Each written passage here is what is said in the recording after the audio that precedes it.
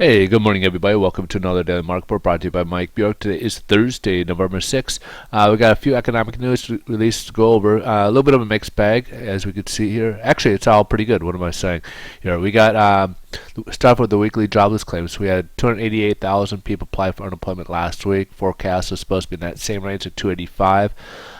Beat expectations at 278, so good numbers on weekly jobless claims. Remember, tomorrow we'll have the Bureau of Labor Statistics numbers coming out, see where the unemployment rate is and what new jobs were created. Productivity for the third quarter, we had 2.9%, 1.5% is the forecast, and it came in at 2%. So much better in Q3 than we anticipated. Still kept in a 2% range. So those two are good. Labor costs probably is the only thing that might be something we have to keep an eye on.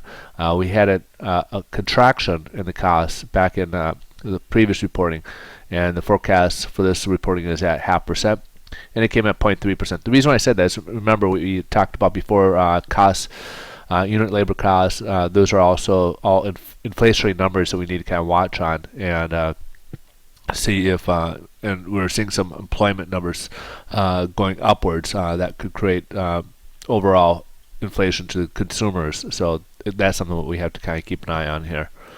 Right now, the stock market's down with the bag of news. ECB gave their announcement today. It didn't really have much bearing on our stock market here. Basically, they left their rates unchanged, but did say that they would do unconventional methods, basically do their own QE version if needed, type of thing. So been hearing that for a while, but they haven't done anything, and yet their economy still kind of keeps dragging along. So I guess at some point people might be saying take it for what it's worth.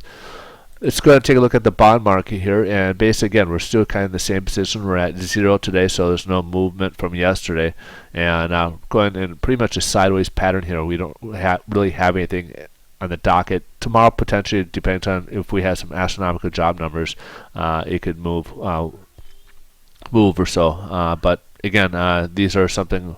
But the long-term range, obviously, for interest rates, the mortgage rate trend will be actually heading upwards as the bonds will probably start decreasing as there's less demand for them as the Feds pull it out of their purchases of these. Okay, so but right now they're in sideways pattern, so there shouldn't be really any change in pricing. Haven't really had that much fluctuations this week. Again, it's been more of a sideways pattern, so there hasn't been really any dramatic changes here. All right, you guys have a wonderful day. Tomorrow, again, we'll have the more important news with the jobs numbers coming out. And you guys have a wonderful day. Thanks again for watching. We'll see you tomorrow.